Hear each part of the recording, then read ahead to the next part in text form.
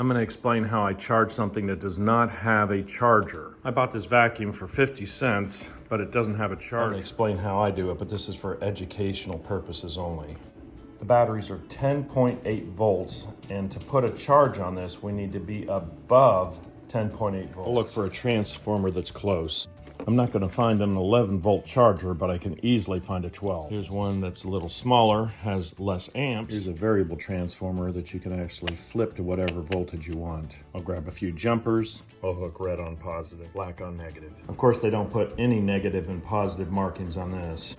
They usually put an anti-reverse circuit on here. I hate to rely on that. Here's another Shark vacuum.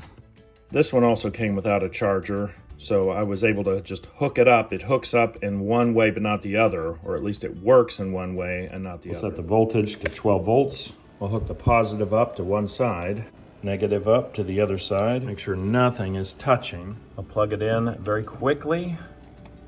When I plug it in, I don't see any lights on. There's no indication that anything's charging. I'll unplug it, switch things around. I've got positive on the other one, negative on the other. Now when I plug it in, I can see blue lights flashing.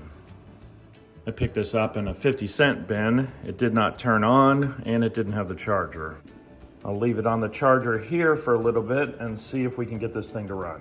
If it does run, then I can either buy the charger or I can modify a 12-volt charger. I'll mark it positive and negative while I'm working on it. I looked online, I found the manual. I looked to see if I could see what transformer they were using, but it didn't say. I looked to see if I could find used chargers, and I couldn't see the voltage on the transformer. To me, 12 volts is pretty close to 10.8. That's why I picked 12. I certainly wouldn't want to go 22 volts or 30 volts. That's way too high. I do have a power supply that I'd be able to get something like exactly 11 volts, but 12 for me is close enough. To be a little bit less risky, I may have been able to pull this thing apart and see if there was a black wire here or a red wire here. I took a chance that there's a reversing circuit that's going to protect the circuit if it gets switched around. While I'm charging up that other one, I'll charge this one again. I didn't want to cut the connector off, so I'm just using jumper cables with a piece of copper. That's why I'm saying educational purposes only. I'll use the black as the negative. I'm going to have to tape it onto this because there's no way to clip it on. I added some clamps to make sure it's nice and tight, and a different cable that's a little bit thicker.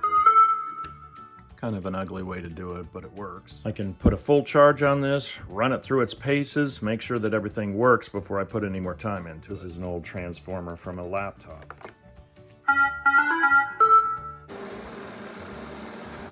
All charged up and works. We'll disconnect everything, turn it on.